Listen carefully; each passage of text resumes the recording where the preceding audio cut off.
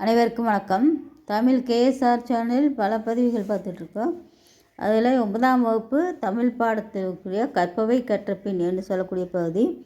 ஏற்கனவே திருக்குறள் வரைக்கும் 3 இயல் பார்த்தாச்சு. அடுத்தது 4வது இயலுக்குரிய வினாவும் விடையும். 4வது இயலுக்கு உரைநடை பாடம். வங்கியில் இணையவழி சேமிப்பு கணக்கு தொடங்கும் நடைமுறையை எழுதுக. அடிப்படை சேமிப்பு கணக்கு, அதாவது பணம் போடுவதற்கும் பணத்தை பாதுகாப்பாக வைப்பதற்கும் தேவைப்படும் போதெல்லாம் எடுப்பதற்கும் இணையவழி சேமிப்பு முறை உதவுகிறது. சேமிப்பு கணக்கு தொடங்குபவரின் சரியான முகவரியும் 18 வயதுக்கு கீழ் உள்ளவர்களுக்கு அடையாள அட்டையும் தேவை.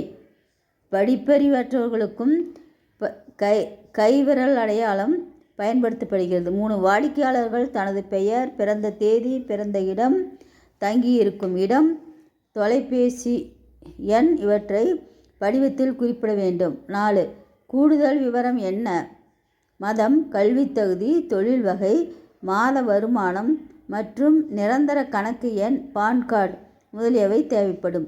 எந்த பெயரில் எந்த கிளையில் வங்கி கணக்கு வகையில் தொடங்க வேண்டும் என தெரிந்து கொண்டு மேற்கூறிய இணையவழி சேமிப்பு கணக்கை தொடங்கலாம்.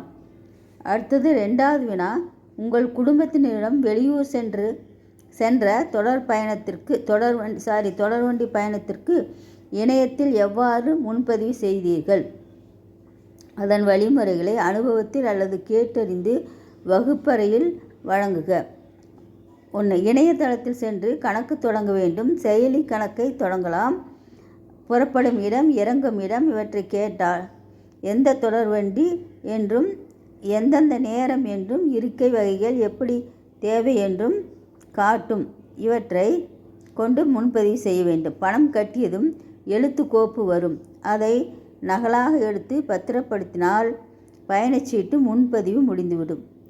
அடுத்த பகுதி. விரலியில் உள்ள பாடல்களையும் எழுத்து கோப்புகளையும் கணினியில் நுழைத்து உரைகளில் இட்டு சேமிப்பதை செய்து பார்த்து தெரிந்து கொள்க. இது மாணவர்கள் தாங்களாகவே செய்து பார்க்க வேண்டிய ஒரு செய்தி. இந்த பகுதியை பாருங்கள். நன்றி, வணக்கம்.